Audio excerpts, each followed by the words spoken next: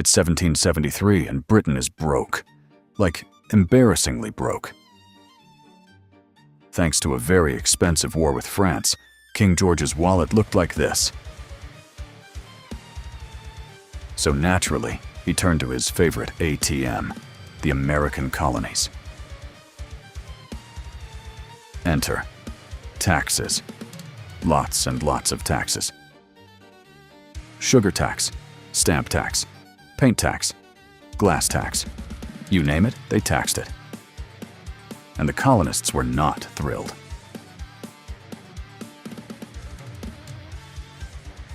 Their big problem? No representation in British Parliament. Basically, Britain made the rules, and the colonies just had to follow them. No taxation without representation. Britain's response? Send more soldiers. Cool, cool, very calming. They even forced colonists to house these soldiers. Awkward roommates much? Tensions boiled over in 1770 with the Boston Massacre, a chaotic clash that left the colonies furious. Out of the chaos, a group called the Sons of Liberty started cooking up plans. John Hancock, rich, charming, and definitely not a fan of paying taxes on his smuggled goods. Fast forward to 1773. Britain passes the Tea Act.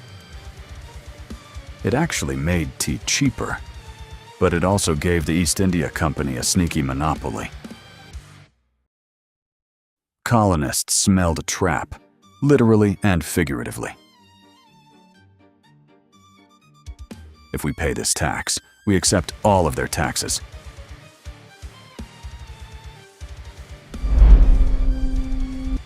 Three ships, the Dartmouth, the Eleanor, and the Beaver, sail into Boston Harbor, loaded with tea.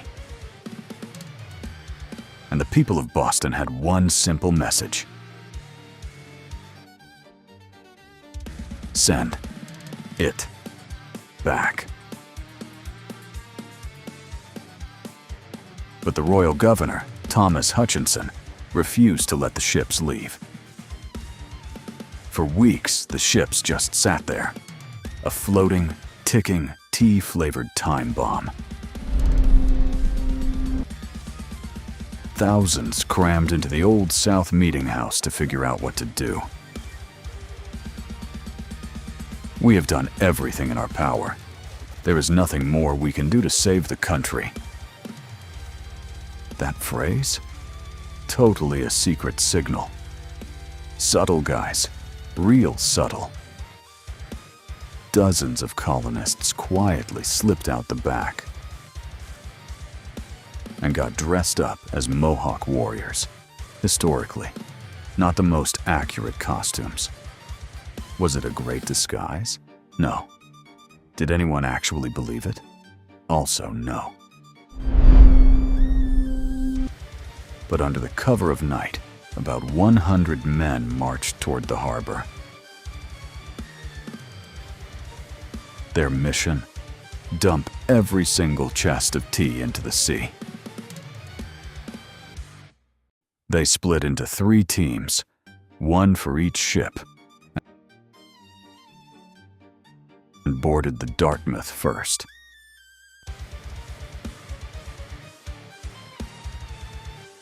The ship's crew didn't even try to stop them.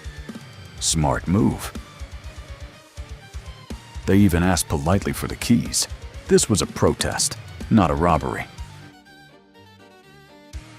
Then came the hard part, hauling out 342 chests of tea. Step 1, smash the crates open. Step 2, toss it overboard. Step 3, watch 90,000 pounds of tea become the most expensive seasoning the ocean's ever had. All 3 ships, all at once. Total chaos. Within 3 hours, the harbor looked like the world's largest cup of tea. A crowd gathered on shore to watch the show. These guys were having way too much fun with this. Some of them even checked their boots for stray tea. Wouldn't want to look like a thief after all. Oh, and British warships were anchored right there the whole time. But since no one was actually hurt, and no property besides tea was destroyed, they didn't intervene.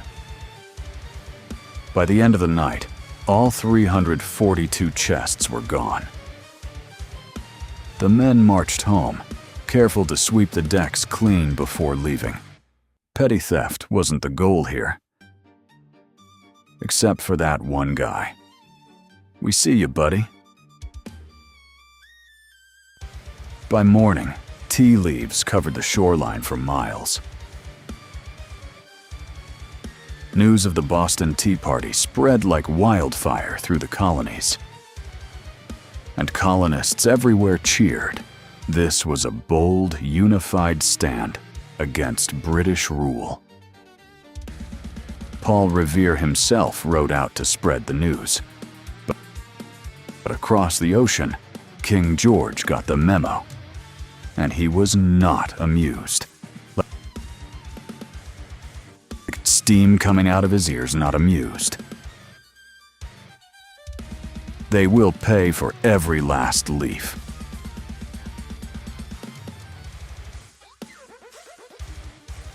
Parliament scrambled to figure out how to punish Massachusetts.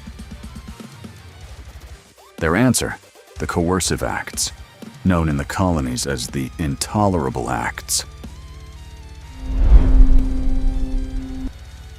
First up, the Boston Port Act. They straight up shut down Boston Harbor. No ships in, no ships out, until the tea was paid for. Next, Britain basically canceled Massachusetts' self-government. Royal officials took control instead of locally elected ones. Oh, and they sent even more soldiers to occupy the city. Yep, more forced quartering. Britain really loved that one. But here's the twist. Punishing Boston backfired spectacularly. Instead of scaring the colonies into submission, it united them. In September 1774, delegates from 12 colonies met in Philadelphia. This meeting became known as the First Continental Congress. They agreed to boycott British goods until the Intolerable Acts were repealed.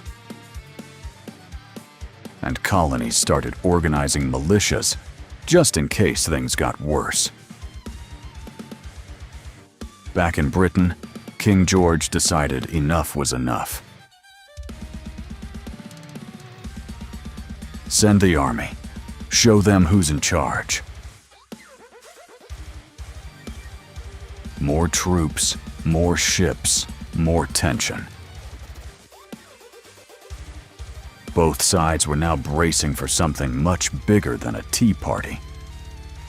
Within months, the first shots of the Revolutionary War would ring out at Lexington and Concord. But that is a story for another video. So why does this random act of dumping tea into a harbor matter so much? Because it set off a chain reaction that led directly to American independence. It proved that organized symbolic protest could shake an empire. Today, you can even visit a replica ship at the Boston Tea Party Museum. Just maybe don't throw anything else into that harbor. They've had enough. From one act of defiance, an entire revolution began to take shape. And the path toward a brand new nation had officially begun. taxes, tea, and a bunch of guys in bad disguises. That's basically the American Revolution's opening act. History's weird like that. Sometimes empires fall because of a really good cup of tea. Thanks for watching this oversimplified style recap of the Boston Tea Party. If you enjoyed it, smash that like button and subscribe for more ridiculous history. P.S. King George totally tried to fish some of that tea back out. No shame. History. It's funnier than fiction.